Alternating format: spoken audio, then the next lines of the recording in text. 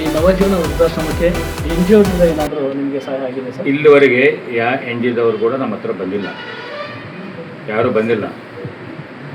ನಮಗೇನು ಕೊಟ್ಟಿಲ್ಲ, ಯಾವುದು ಸಪೋರ್ಟ್ನೂ ಇಲ್ಲ. ಯಾರ್ದು ಕೂಡ ₹1 ಸಪೋರ್ಟ್ ಬಂದಿಲ್ಲ. ಎನ್ ಜಿ ಒವರು ಬಂದಿಲ್ಲ, ಯಾರೂ ನಮ್ಮನ್ನು ಕಾಂಟ್ಯಾಕ್ಟ್ ಮಾಡಿಲ್ಲ, ಯಾವ್ದಾರ ಸಹಕಾರವೂ ಸಿಕ್ಕಿಲ್ಲ.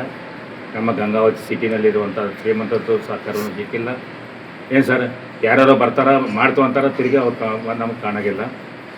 ಏನು ಸರ್, ಮತ್ತು ಈಗ ಒಂದು ಜಾಗ ಸಲ ನೋಡ್ತಾ ಇದ್ವಿ, ಒಂದು ಸೋಲಾರ್ ಬೇಕಾಗಿತ್ತು, ಕರೆಂಟ್ ಹೋಗುತ್ತೆ. ಇವತ್ತು ನೋಡ್ತೀರಿ, ನಿಮ್ಮ ಕಣ್ಣಲ್ಲಿ ನೀವು ನೋಡ್ತಾ ಇದ್ದೀರಿ, ಕರೆಂಟು ಈಗ ಹೋಗಿತ್ತೆ, ನಾವು ಪುನರ್ ಹಾಕ್ತಾ ಇಲ್ಲ.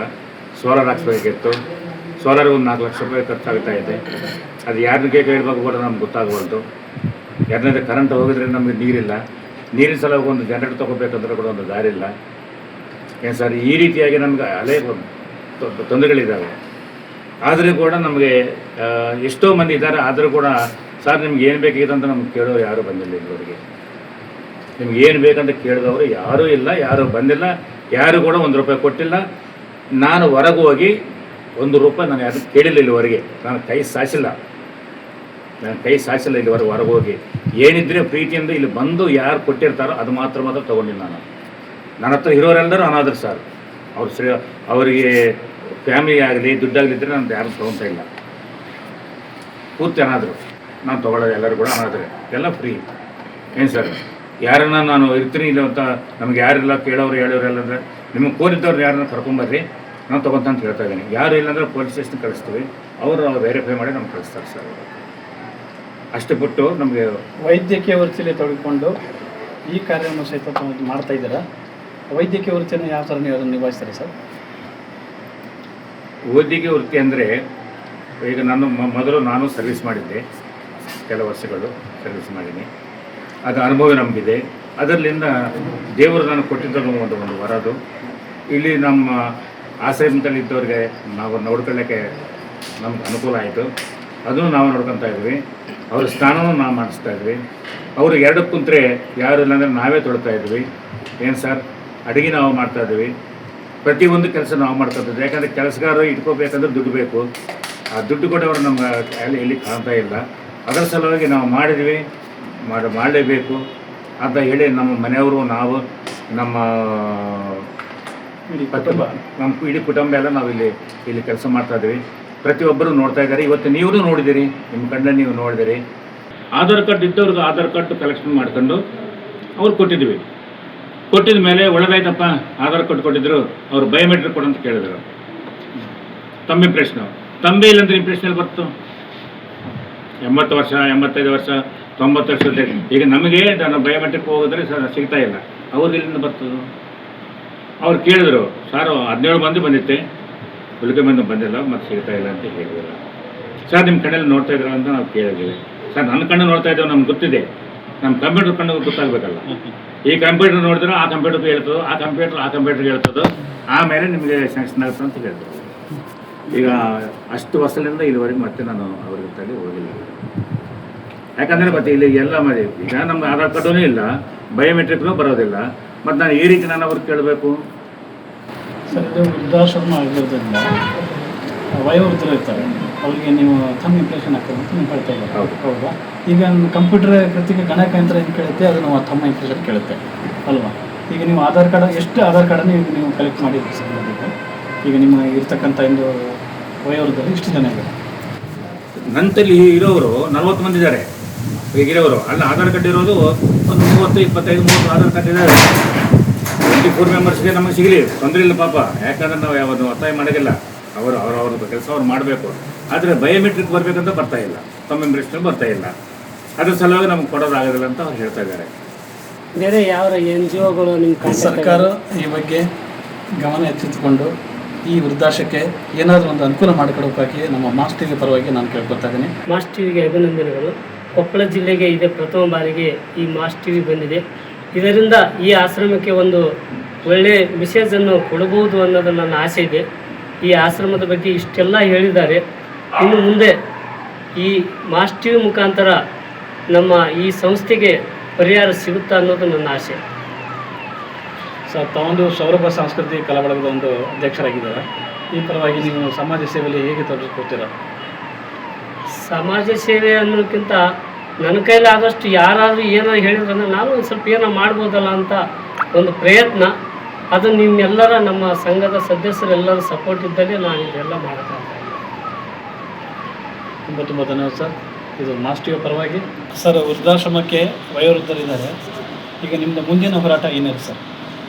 ಸರ್, ನಾನು ಈ ಮೂಲಕ ಒಂದು ಮಾಸ್ ಟಿ ವಿ ಮೂಲಕ ಕೇಳ್ಕೊಳ್ಳೋದೇನೆಂದರೆ, ಈ ಆಶ್ರಮಕ್ಕೆ ಬನ್ನಿ. ಇಲ್ಲಿ ಕೊಪ್ಪಳ ಶಾಸಕರಾಗಲಿ ಸಂಸದರಾಗಲಿ ಈ ಆಶ್ರಮದ ಏನು ಸ್ಥಿತಿ ಇದೆ, ಅವ್ರು ಯಾವ ಥರ ಆಶ್ರಮನ ನಡೆಸ್ತಾ ಇದ್ದಾರೆ ಅದನ್ನು ನೋಡಿ. ಫಸ್ಟ್ ಬಂದಮೇಲೆ ನೀವು ನೋಡಿದ ಮೇಲೆ ಅದಕ್ಕೇನು ಮೂಲಭೂತ ಸೌಕರ್ಯಗಳು ಬೇಕು, ಅದಕ್ಕೆ ಏನು ಅನುದಾನ ಬೇಕು, ಅವ್ರಿಗೆ ಏನು ಒಂದು ಚಿಕ್ಕ ಜಾಗ ಇದೆ. ಇದು ಇಲ್ಲಿ ಸುಮಾರು ಒಂದು 100-120 ಜನ ಬರುವಂಥ ವೃದ್ಧರಿಗೆ ಸ್ವಲ್ಪ ಜಾಗದ ವ್ಯವಸ್ಥೆ ಬೇಕು. ಅವ್ರಿಗೆ ಅದು ಮಾಡಿಕೊಡಿ. ಅವ್ರಿಗೆ ಊಟದ ವ್ಯವಸ್ಥೆನೂ ಅದನ್ನು ಮಾಡಿಕೊಡಿ. ಇಲ್ಲವಾದಲ್ಲಿ ನಮ್ಮ ಸಂಘಟನೆಯಿಂದ ಇದೇ ಆಶ್ರಮದ ಮುಂದೆ ರೋಡ್ ಮುಂದ್ಗಡೆ ನಾವು ಉಗ್ರ ಹೋರಾಟ ಕೂರಬೇಕಾಗತ್ತೆ. ತಾವು ಈ ಮೂಲಕ ನಾವು ಎಚ್ಚರಿಸುವುದಿಷ್ಟೇ, ತಾವು ಈ ಆಶ್ರಮಕ್ಕೆ ಬಂದು ಭೇಟಿ ಕೊಟ್ಟು ಇಲ್ಲಿ ಏನು ಮೂಲಭೂತ ಸೌಕರ್ಯಗಳು ಒದಗಿಸ್ಬೇಕು, ಅವ್ರಿಗೆ ಏನು ಅಧ್ಯಕ್ಷರಿಗೆ ಅವರು ಇಲ್ಲಿ ಕೆಲಸಗಾರರ ಕೊರತೆ ಇರೋದ್ರಿಂದ ಅವ್ರ ಕೆಲಸಗಾರರ ಕೊರತೆ ಇರೋದು ಅನ್ನೋದಕ್ಕಿಂತ ಇಲ್ಲಿ ಆಶ್ರಮದಲ್ಲಿ ಕೆಲಸ ಮಾಡೋರು ದುಡ್ಡು ಕೊಡೋಕೆ ಅವ್ರ ಹತ್ರ ಅಷ್ಟು ದುಡ್ಡಿಲ್ಲ. ಈ ಆಶ್ರಮಕ್ಕೆ ಯಾವುದೇ ರೀತಿ ಒಂದು ಆಶ್ರಯ ಇಲ್ಲ. ತಾವು ಇನ್ನು ಮುಂದಾದರೂ ಎಚ್ಚೆತ್ಕೊಂಡು ಈ ಆಶ್ರಮಕ್ಕೆ ಏನಾದರೂ ಬಂದು ನೋಡಿ ಪರಿಶೀಲನೆ ಮಾಡಿ ಸರ್ಕಾರದಿಂದ ಏನು ಬರುತ್ತೆ ಅದನ್ನು ಒದಗಿಸ್ಕೊಡ್ಬೇಕಂತೇಳಿ ಮತ್ತೊಮ್ಮೆ ತಮಗೆ ನಾವು ಈ ಮೂಲಕ ವಿನಂತಿಸ್ತೇನೆ.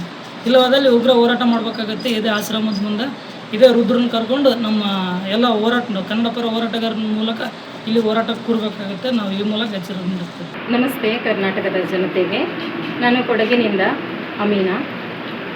ಇವತ್ತು ಗಂಗಾವತಿ ನವಜೀವನ ಆಶ್ರಮಕ್ಕೆ ಭೇಟಿ ಕೊಟ್ಟಿದ್ದೇನೆ. ಇಂದಿನ ದಿನ ಡಾಕ್ಟರ್ ರಾಜ್ಕುಮಾರ್ ಅವರ ಹುಟ್ಟುಹಬ್ಬದ ಪ್ರಯುಕ್ತ ಹಾಗೆ ಡಾಕ್ಟರ್ BR ಅಂಬೇಡ್ಕರ್ ಅವರ ಜ್ಞಾಪಕಾರ್ಥವಾಗಿ ಇವತ್ತಿನ ಈ ಒಂದು ಆಶ್ರಮದಲ್ಲಿ ಸಾಂಸ್ಕೃತಿಕ ಕಾರ್ಯಕ್ರಮವನ್ನು ಆಯೋಜನೆ ಮಾಡಲಾಗಿತ್ತು.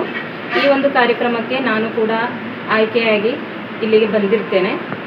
ಇಲ್ಲಿ ಬಂದ ತಕ್ಷಣವೇ ನಾನು ಇಲ್ಲಿನ ಜನರ ಆ ವ್ಯವಸ್ಥೆಯನ್ನು ನೋಡಿ ತುಂಬಾ ನನಗೆ ನೋವಾಗಿದೆ. ಯಾಕೆಂತ ಹೇಳಿದ್ರೆ ಇವರು ಆನಂದರಾವ್ ಸರ್ ಅವರು ಒಂದು 40 ಜನ ವೃದ್ಧರನ್ನು ಈ ಆಶ್ರಮದಲ್ಲಿ ಸೇರ್ಪಡಿಸಿದ್ದಾರೆ. ಇವರಿಗೆ ಸ್ವಂತ ಖರ್ಚಲ್ಲಿ ಇವರದೇ ಆದಂತಹ ಸ್ವಂತ ಜಮೀನನ್ನು ಮಾರಿಕೊಂಡು ಈ ಒಂದು ವೃದ್ಧಾಶ್ರಮವನ್ನು ಹುಟ್ಟಾಕಿದ್ದಾರೆ. ಇದು ಅನಿವಾರ್ಯಕ್ಕಾಗಿ ಹುಟ್ಕೊಂಡಿರುವಂತಹ ಒಂದು ಆಶ್ರಮ ಆಗಿರ್ಬೋದು.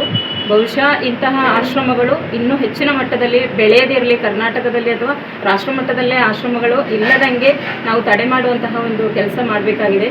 ಕರ್ನಾಟಕ ರಕ್ಷಣಾ ಯುವಜನ ವೇದಿಕೆಯ ಒಂದು ರಾಜ್ಯ ಮಹಿಳಾ ಅಧ್ಯಕ್ಷೆಯಾಗಿ ನಾನು ಕೂಡ ಆಯ್ಕೆಯಾಗಿದ್ದೇನೆ.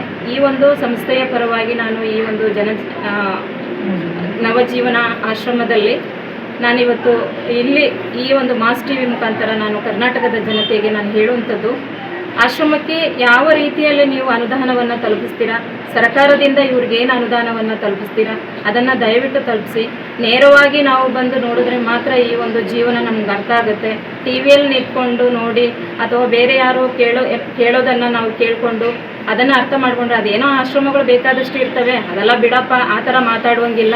ದಯವಿಟ್ಟು ಯಾರೇ ಒಂದು ಕಲಾವಿದರಾಗಲಿ, ದೊಡ್ಡ ದೊಡ್ಡ ಆಸ್ತಿ ಪಾಸ್ತಿ ಎಲ್ಲ ಇಟ್ಕೊಂಡಂತಹ ವ್ಯಕ್ತಿಗಳಿರ್ತಾರೆ, ಅಂಥವರೇ ಆಗಲಿ ದಯವಿಟ್ಟು ಈ ಒಂದು ಆಶ್ರಮಕ್ಕೆ ಭೇಟಿ ಕೊಡಿ ಅಂತ ಈ ಮೂಲಕ ನಾನು ಕೇಳ್ಕೊಳ್ತಾ ಇದ್ದೇನೆ. ಬಂದು ಇವ್ರಿಗೆ ಏನು ಅನುದಾನ ಸಹಕಾರ ಏನು ನೀಡ್ತೀರ ಅದನ್ನು ಕೊಟ್ಟರೆ, 10 ರೂಪಾಯಿ ಆದರೆ 10 ರೂಪಾಯಿ ಕೊಡಿ. ಒಂದು 10 ರೂಪಾಯಿ 10 ಜನ ಹಾಕಿದ್ರೆ 100 ರೂಪಾಯಿ ಒಂದು ಊಟಕ್ಕಿರೋದು ಆಗುತ್ತೆ ಅಂತ ನನ್ನ ಒಂದು ಭಾವನೆ. ಹಾಗಾಗಿ ಸೌರಭ ಸಾಂಸ್ಕೃತಿಕ ಕಲಾ ಬಳಗದಿಂದ ನಾನು ಈ ಮಾಸ್ ಟಿವಿ ಮುಖಾಂತರ ಈ ಒಂದು ಆಶ್ರಮಕ್ಕೆ ನಾನು ಶುಭ ಕೋರ್ತಾ ಇದ್ದೇನೆ. ತುಂಬ ಚೆನ್ನಾಗಿ ಆಶ್ರಮ ಇನ್ನೂ ಹೆಚ್ಚಿನ ದಿನಗಳಲ್ಲಿ ಒಳ್ಳೆಯ ಒಂದು ಜನರಿಗೆ ಒಂದು ಆಶ್ರಯ ನೀಡಲಿ, ರಾಷ್ಟ್ರ ಮಟ್ಟದಲ್ಲಿ ಬೆಳೀಲಿ. ಸರ್ ಅವ್ರಿಗೂ ಕೂಡ ನಾನು ನನ್ನ ಕಡೆಯಿಂದ ಧನ್ಯವಾದ ಹೇಳ್ತಾ ಇದ್ದೇನೆ. ಸರ್ ನಮಸ್ತೆ. ಮಾಸ್ ಟಿವಿಗೆ ನಮಸ್ಕಾರ. ಗಂಗಾವತಿ ತಾಲೂಕು ನವಜೀವನ ವೃದ್ಧಾಶ್ರಮಕ್ಕೆ ಕೊಪ್ಪಳ ಜಿಲ್ಲಾ ಉಪಾಧ್ಯಕ್ಷರಾಗಿ ಆಯ್ಕೆಯಾಗಿದ್ದಾರೆ ರವಿಯನವರು. ನಮಸ್ಕಾರ. ಇವರು ಒಂದು 4 ಅನಿಸಿಕೆ ಹೇಳಿ ತಿಳಿಸ್ತಾರೆ, ಬನ್ನಿ ಕೇಳೋಣ. ಮೊದಲಿಗೆ ಎಲ್ಲರಿಗೂ ನಮಸ್ಕಾರಗಳು. ಗಂಗಾವತಿಯಲ್ಲಿ ನವಜೀವನ ವೃದ್ಧಾಶ್ರಮದಲ್ಲಿ ಬಂದಿದ್ದು ತುಂಬ ಸಂತೋಷ ಆಗಿದೆ. ಇಲ್ಲಿ ಇರ್ತಕ್ಕಂಥ ಎಲ್ಲ ಮಹಾನ್ ಹಿರಿಯರು ನೋಡಿ ನನಗೆ ತುಂಬ ಬೇಸರ ಅನ್ನಿಸ್ತಾರೆ. ಏನಪ್ಪ ಇಂಥ ವಯಸ್ಸಿನಲ್ಲಿ ವೃದ್ಧಾಶ್ರಮಕ್ಕೆ ಬಂದಿದ್ದಾರೆ, ಈಗಿನ ತಂದೆ ತಾಯಿಗಳು ಸರಿಯಾಗಿ ನೋಡ್ತಾ ಇರಲಿಲ್ಲ, ಅದು ಆಶ್ರಮಕ್ಕೆ ಹಾಕಿ ಭಾಳ ನೋವು ಅನ್ನಿಸ್ತದೆ ನನಗೆ. ಯಾಕಂದರೆ ಈಗಿನ ತಂದೆ ತಾಯಿಗಳಲ್ಲಿ ಏನಾಗುತ್ತೆ, ಮಕ್ಕಳು ಕಲಿಸ್ತಾರೆ ಆದ್ರೆ ಜೋಪಾನ ಮಾಡೋಂಗಿಲ್ಲ. ಯಾಕೆ ಜೋಪಾನ ಮಾಡೋಂಗಿಲ್ಲ, ತಮ್ಮ ಉದ್ಯೋಗ ಹೋಗಿಬಿಡ್ತಾರೆ. ಉದ್ಯೋಗ ಹೋದ ತಕ್ಷಣ ಅವ್ರದ್ದು ತಂದೆ ತಾಯಿ ನೋಡೋರು ಯಾರು, ಮಕ್ಕಳನ್ನ ನೋಡ್ಬೇಕಲ್ಲ. ಈಗ ಮಕ್ಕಳು ನೋಡ್ತಾನಂತಂದು ಏನು ಮಾಡ್ತಾರೆ, ತಂದೆ ತಾಯಿ ಮಕ್ಕಳಿಗೆ ಕಲಿಸ್ತಾರೆ. ಆದರೆ ಮಕ್ಕಳು ನೋಡೋಂಗಿಲ್ಲ. ಯಾಕೆ ನೋಡಿದಾರ? ಅವರು ಅದೇ ಒಂದು ಲೆವೆಲ್ ಹೋಗ್ತಾರೆ, ಲೆವೆಲ್ ನೋಡಬಾರ್ದು. ಯಾಕಂದ್ರೆ ತಂದೆ ತಾಯಿ ನಾವು ಜೋಪಾನ ಮಾಡಿದಾರೆ, ಮಕ್ಕಳು ನಮಗೆ ಜೋಪಾನ ಮಾಡ್ತಾರೆ ಅಂತೇಳಿ ಒಂದು ಎರಡು ಅನಿಸಿಕೆಗಳು. ಅವರಿಗೆ ಅವರನ್ನು ಜೋಪಾನ ಮಾಡಬೇಕಾದ್ರೆ ಭಾಳ ತೊಂದರೆ ಇದೆ. ನವಜೀವನ ದಂಪತಿಗಳು ಈ ನವಜೀವನ ವೃದ್ಧಾಶ್ರಮದಲ್ಲಿ ಈ ರೀತಿಯಾಗಿ ಜೋಪಾನ ಮಾಡುವಂಥ ಅವರಿಗೆ ತಾವುಗಳು ಕೂಡ ಸಹಕಾರ ನೀಡಿ, ನಮ್ಮ ಈ ಮಾಸ್ ಟಿ ವಿಯವರು ಕೂಡ ನಮಗೆ ಸಹಕಾರ ನೀಡುತ್ತಿದ್ದಾರೆ. ನಾವು ಈ ನಮ್ಮ ಸೌರಭ ಸಾಂಸ್ಕೃತಿಕ ಕಲಾ ತಂಡ ಹಿರೇಮನ್ನಾಪುರ ಬಳಗದಿಂದ ಬಂದಿದ್ದೇವೆ. ಆದ್ದರಿಂದ ಈ ಕಾರ್ಯಕ್ರಮ ಹುಟ್ಟುಹಬ್ಬ ಡಾಕ್ಟರ್ ರಾಜ್ಕುಮಾರ್ ಅವರ ಹುಟ್ಟುಹಬ್ಬ ಯಶಸ್ವಿಯಾಗಿ ಸಾಗಲೆಂದು ನನ್ನ